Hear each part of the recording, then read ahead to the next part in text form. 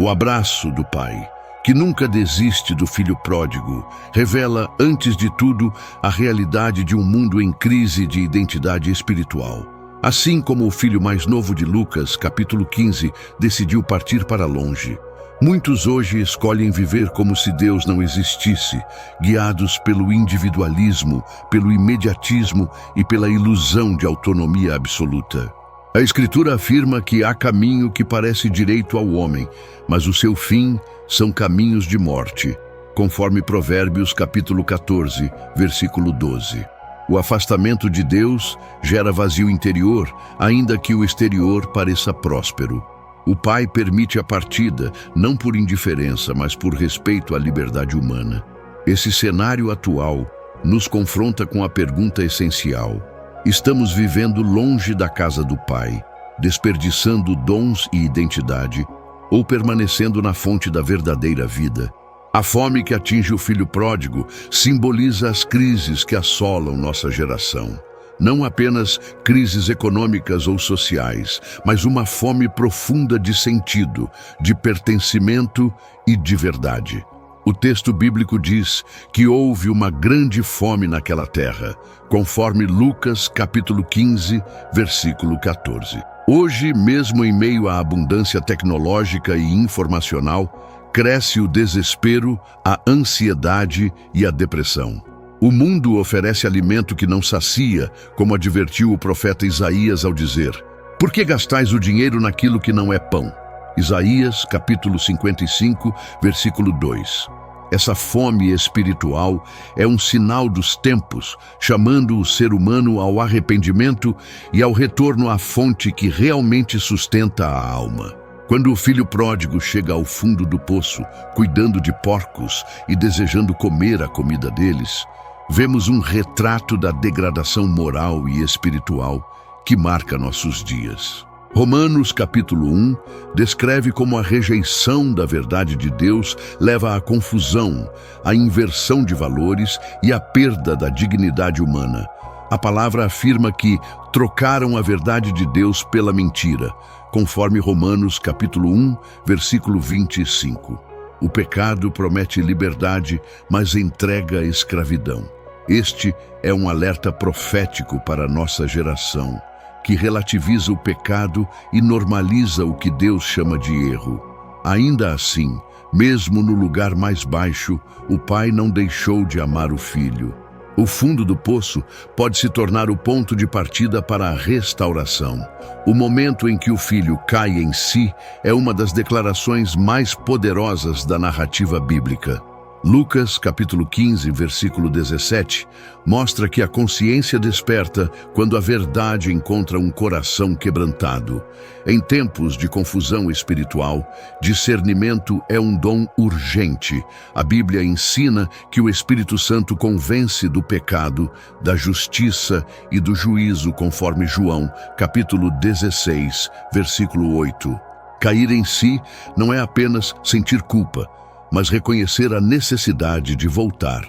Em um mundo que evita o arrependimento e rejeita a responsabilidade pessoal, este chamado soa como voz profética. Deus ainda usa crises para despertar consciências e conduzir seus filhos de volta ao caminho da vida. A decisão de voltar para casa revela humildade e esperança. O filho pródigo ensaia uma confissão, consciente de que não merece mais ser chamado de filho. Salmos capítulo 51 declara que um coração quebrantado e contrito não desprezarás, conforme o versículo 17. O arrependimento genuíno não negocia direitos, apenas se lança na misericórdia. Em nossos dias, muitos querem os benefícios do reino sem transformação interior. A volta do filho confronta essa mentalidade. Deus não rejeita quem retorna com sinceridade, ainda que traga marcas, culpas e histórias quebradas. Este é um convite poderoso para uma geração cansada de máscaras e performances religiosas. O abraço do Pai, antes mesmo da confissão, revela a essência do Evangelho. Lucas, capítulo 15, versículo 20, afirma que o Pai correu, abraçou e beijou o filho. Este gesto quebra padrões culturais e religiosos. O Pai não espera explicações longas, Ele oferece graça. Em Efésios capítulo 2, versículo 8, lemos que somos salvos pela graça, mediante a fé. Em tempos de legalismo, condenação e julgamentos apressados, este abraço proclama que a misericórdia triunfa sobre o juízo. Deus não desiste, não cancela, não abandona. Ele continua olhando o caminho, aguardando o retorno, pronto para restaurar identidade e dignidade. A restauração da filiação é completa e imediata. O Pai manda trazer a melhor roupa, o anel e as sandálias, símbolos de honra, autoridade e pertencimento. Zacarias capítulo 3 apresenta Deus trocando roupas sujas por vestes limpas, declarando restauração espiritual.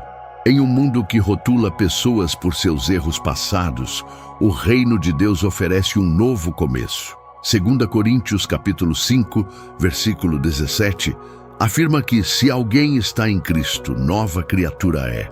Este é um sinal de esperança para tempos marcados pela cultura do descarte. O Pai não apenas perdoa, Ele restaura e reintegra. A festa preparada pelo Pai revela o coração de Deus para com os que se perdem. O céu se alegra com o arrependimento de um pecador, conforme Lucas, capítulo 15, versículo 7.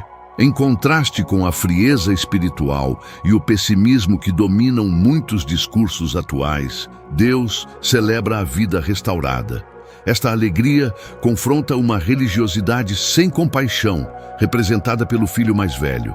O reino não é movido por mérito, mas por graça. Este ensino é crucial para a igreja dos últimos dias, chamada a refletir o coração do Pai, não apenas a defender doutrinas corretas, mas a manifestar amor redentor.